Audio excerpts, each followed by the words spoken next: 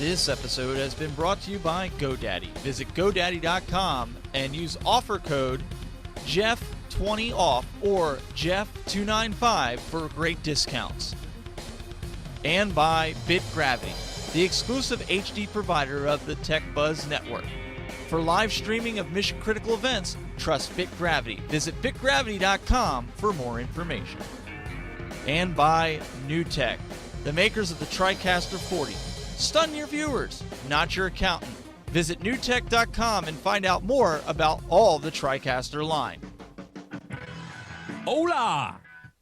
We are 7 minutes late, but it's all good in the hood. Glad to be here on the Jeff Adams Show on a Thursday, kicking it, and had some miscommunications, but it's all good when you do live broadcast here on the interwebs, live, TheJeffAdamsShow.tv. Mary Monk actually can't be here today. As you guys may know or may not know, he works for Steve Brown, Key Life Ministries, and Steve Brown, on a Thursday scheduled 2 live radio broadcasts. So, Mary Monk, where is he? That's where he is. He's doing live radio now with Steve Brown. So, without further ado, I want to introduce the Wizard of Broadcast Magic, Stephen Haywood. What's going on? Not much, man. Just hanging out. Good to be here. And we're live here on the Tech Buzz Network. And I'm really excited about this guest. I actually stumbled upon him probably maybe it was a year and a half ago, 2 years ago, just through a podcast, actually. His podcast he actually does, I think pretty much every day now. I want to introduce Mark Gungor. How you doing, Mark? Doing well. How are you? Doing super. Glad you're on the show, man. Good to be on, despite being late, which is all my fault. It's all good in the hood, man. Stuff happens. So, everybody in the world isn't on the same time zone. Did you know that? I didn't know that. That was wild and wacky. I'm shocked. But hey, couple things. You're a very busy guy. I think when I first reached out to your peoples, you were actually in Australia there for a while. Yes. Australia, New Zealand, Green Bay. Green Bay. That's where you're at right now. Yes, the exact center of the galactic universe. So for those who don't know, explain basically what you do. And you wear a lot of hats. So just kind of give a brief rundown. What exactly you do? I have an organization called Laugh Your Way America. And what we do is we do marriage seminars called Laugh Your Way to a Better Marriage. And it's kind of a comical approach to helping couples learn how to succeed and not kill each other. So That's what I do. I travel all over the world doing this. And I also pastor a church of about 3,000 people in Green Bay, Wisconsin. It's a multi-site church. And I don't know, stay really busy doing that. We also do, currently been doing, I go out and do a conference on a Friday and Saturday, come home, preach 4 times on a Sunday morning, and then do 1-hour broadcasts during the week, and then have staff meetings on Wednesday and go back out again. Wow. That's my week. Little busy. So when you travel, how do you manage that? If you're the pastor of a church, obviously if you travel long distance, how do you get back in time to pastor the church, or do you have someone to kind of fill in? Well, if we're doing international, obviously I can't get back. And but other than that, I have my own airplane. And nice. I fly along at 28,000 feet, 300 miles an hour, and I have no problem getting back for Sunday morning. Can I catch a lift? Sure. Where were you all my life when I had to travel in the music industry, for crying out loud? I know. That's the worst part of this whole gig is just the traveling. I always Having wanted your own airplane helps a lot. I always wanted to find somebody with a private plane to help on my woes, because I would always fly Southwest and get the business select, and because I'm 6'5" and pray to God that I would get the exit row to my long travels. So that's pretty cool that you have your own plane. What kind of plane is it? It's a Piper Meridian. It's a jet engine, but it still has a prop. Nice. So you sleep there, do your thing, and you're back. You ready to roll. That's right. Hey, so did you take that internationally, or you just take it in the States? Just in the States. But I Okay. enjoy. I'm the pilot, so I fly the plane. My And, goodness. Another hat that you wear, a pilot hat. Uh-huh. That is, how long did it take you to do that? Oh, I can't remember, but I've had my pilot's license for like 25 years. Wow. That's crazy. Yeah, about 2,000 hours flying, and I love it. It makes it a lot easier. Do you fly with Jesse Duplantis too? No, I've never met him. Although I'll swap him planes any day. So here's the funny thing. Like I was saying earlier, I got off track asking you questions, but I stumbled upon your podcast, and then I actually got your book, started reading your book. You're a very humorous guy in your tactic of how you approach this marriage thing, and that's what really. I checked out some YouTube videos, and that's how I found out about your book. And I was like, wow. And then I started watching the podcast. I said, this guy just throws it all out there. And that's, I thought, I was thinking, man, this guy is the real deal. And we need more people like that from a Christian perspective, just to be real and throw religion out the door and just say, hey, this is the way it is. This is what it says in the Bible. And, quit all this religion nonsense. And you just kind of throw it out there about a lot of this stuff like marriage and sex. Now, I have a lot of appreciation for you because do tell. I mean, this guy Mark Gungor is crazy because he actually wore a pair of his wife's panties. Please please explain that scenario to the audience. You gotta explain that now. You can't just throw that out there like that. We were on the road. You know what it's like. You're on the road. Life is crazy and you forget stuff. And we're on a site in Raleigh, North Carolina. And I get out of the shower and nobody packed any underwear, at least not mine. But I mean, do you wear silk underwear? I mean, what made you think that? How come you didn't let it all hang out? They weren't silk underwear. They were normal, regular cotton underwear. It's like guys' underwear, except it had Victoria's Secret on the band and no flap in the front. So I just I'll throw these on. So of course, you're driving down the road, drives you down the road, and all of a sudden it hits you. You say, good Lord, I'm wearing women's underwear. What if I'm in an accident, And that's when you panic. And... I read that. And I was just like, I think if it was me, I wouldn't do that because, not to get all test or anything, but how do you pack the package inside there where, it's just not all comfortable because it's women's underwear? I don't know, man. You're thinking harder than me. I don't know. You just put them on and go. Do you realize what you put in a book? I read that, and that's what I first thought. I was like, how in the world did he pull that off without being like losing his mind? That's just it, Jeff. He probably didn't pull them off. He probably had to cut them off. Oh, boy. So it's one of those things. That's why it's funny. That's why you're right about it. They don't do it every day. In my 58 years on this planet, I've done it once. And you put it in that the was book. it. And I was in a hurry, and I thought, it's either that or nothing. Most guys would have chosen nothing. I don't know. It's early in the morning. You're not thinking. Honestly, I didn't think anything of it until I was on the road, and I literally freaked. I thought, man, what if I'm in an accident? I mean, how embarrassing is this going to be?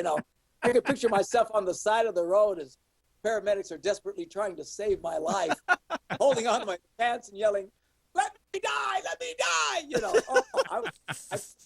I totally freaked. So, yeah, it's an easy call later, but it's early in the morning. I got to wear something. These are condoms like a guy's. I just threw them on and took off. So. Man, I think that would have been crazy if something would have happened to you. Just say if you got in an accident, something happened, and you didn't make it. Dude, that'd be the worst. It would have been the worst. You would have known as go down. Mark Gungor has secrets. Victoria's Secrets. Look, the pastor wearing women's underwear. News at 11. Oh, man. It's been horrible. He was probably listening to that Christmas parody. What is it? Walking around in women's underwear, and he just figured, what the heck? I'll give it a whirl. Women's underwear. I know. I think of that song all the time. So it's one of those things, Oh, enough about underwear already. For crying out loud. We love underwear. Yeah, I have underwear. Underwear. Everybody wears underwear. Except I don't wear women's. Okay? Not everybody. Not everybody. Not everybody.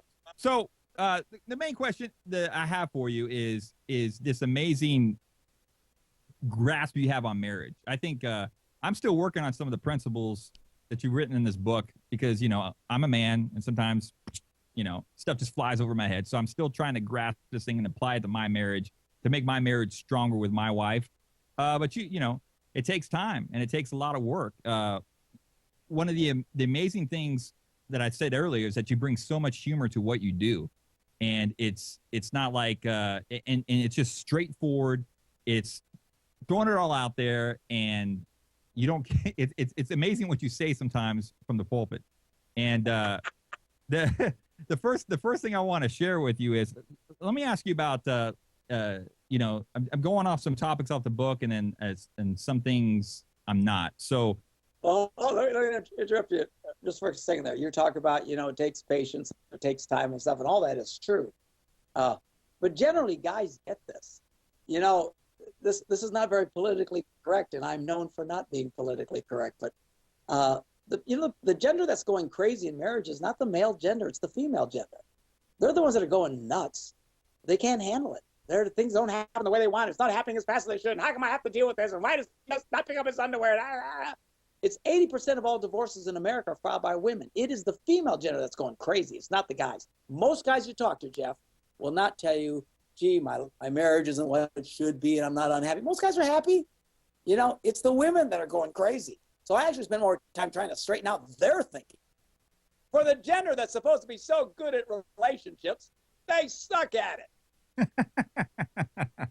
Well, do you ever get like women come up in your face and say, "You're missing the mark, Mark. You have no idea"? You ever get that? Very, very seldom. Very seldom. Really? I mean, yeah, because they know what I'm saying is true. Women are good at relationships. My women are terrible at relationships. Man, women can't even get along with other women. Give me a break.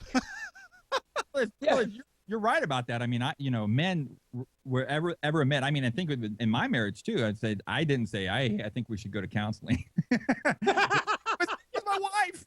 I'm the crazy. I just was sitting there. We're happy. What the heck? What's the problem with everybody?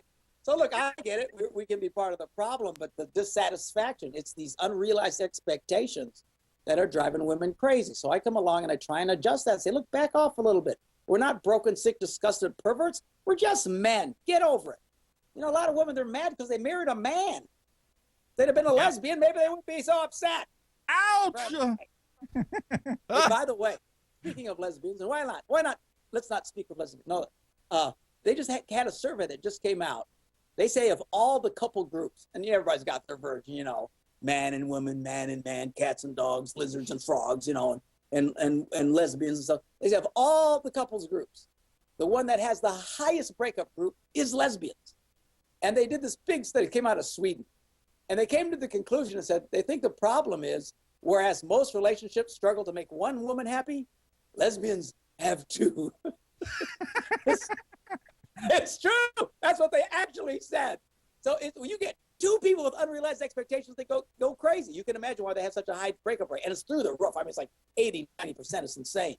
But that's their problem. We got our own problem. You got a guy, you got a woman. I promise you, 90% of the time, the one who's frustrated is the female. So what most marriage seminars do is they come along and then they beat up on men so that they can act more like women. But that's not the answer. The answer is to get women to understand men. My whole seminar is very male-friendly. I'm just trying to explain the world of men to women. And they love it. And the guys love it because they're being validated. But most of these seminars spend all this time trying to get men to understand women, an exercise in futility. A man will never understand a woman. Most women can't understand women, for heaven's sakes. But men, we're not very complicated. We're not stupid, but we're not complicated. So I spend a lot of time just validating the male perspective to women, show women how they can succeed with a man, and the women love it. So to answer your question, I very, as brutal as I sound right now to women, I hardly ever get women complaining about it. So no crazies come knocking at after your seminars and go, I think you're missing the mark, Mark. On occasion, but it's extremely rare. I would say in 13 years of doing this, I've heard it maybe 5 times. Wow. Wow. So most women, they laugh right along with the guys and they shake their heads and they go, yeah, I get it. Okay. And the women love it because now they learn how to succeed with a man. But the key is not to turn a man into a woman. See, that's where these guys are making a mistake. That's what women are thinking. That if he'll just be more like a woman, if he'll be more sensitive and more emotive and more. No, that's not your answer. It doesn't work anyway. He's never going to be a woman. Better to understand a man and how to succeed with a man. That's what I'm about. So we're on this topic of men, women. Let's discuss. Like in your book, you actually talk about the men's brain versus the women's brain. Can you kind of tell the listeners a little bit about that? What differs there? Well, that's the thing most people know me from. I've had like 3-4 million hits on YouTube where I talk about men's brains, women's brains. It's not, it's so funny. I got a call from what is it, like the Harvard School of Medicine or something. They wanted to have me a guest on their show to discuss men's brains and women's brains, and I said, "You realize I don't know anything about brains. I'm just an idiot from Wisconsin. These guys are assuming I'm some kind of expert on brains. I'm not a brain expert. I just use the analogy, and it's very popular. It's just that men tend to compartmentalize life. Women's brains tend to connect everything in life. And the connectors don't understand why the non-connectors don't connect. And the non-connectors can't understand why the women are trying to connect everything. And that leads to a million different struggles in communication. Again, just trying to validate that they're both legitimate is what helps these couples. When a woman assumes that men are broken because he doesn't connect everything, that's a bad formula, because we're not going to all of a sudden start connecting things. Right. Well, I mean, one of my things that gets me in trouble a lot is my brain, and just from a men's perspective, you also talk about silence is deadly, and I know this is not really what you really talk about in the book, but for me, me and my wife might have a disagreement or whatever, and I think it in my mind, like she says something.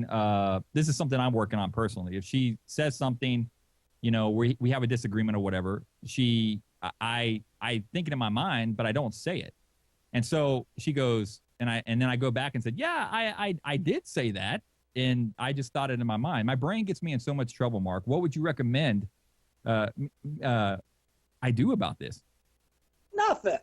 It's life. That's my point. A guy's a guy. You're going to be the way you are. She's going to be the way she is. Man, I have the opposite. For my wife is convinced she tells me things that I swear she never told me. Who's right? The only way to do it is to have a microphone on at all times in the house, which we've threatened to do to each other, just to prove who said what. Oh That's my God. normal. That's just normal life. Why?